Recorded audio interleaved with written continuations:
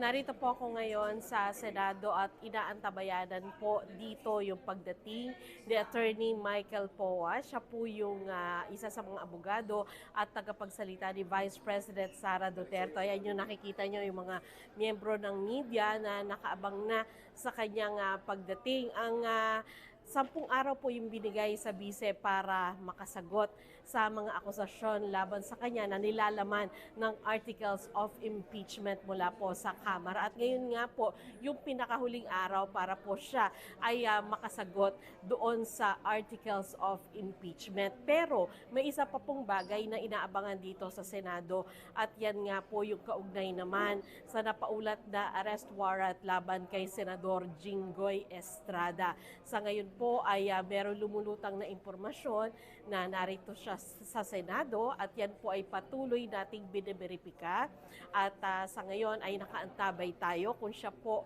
ay haharap sa media. So yan muna po ang pinakahuling ulat mula dito sa Senado. Sandra Aguinaldo ng GMA News.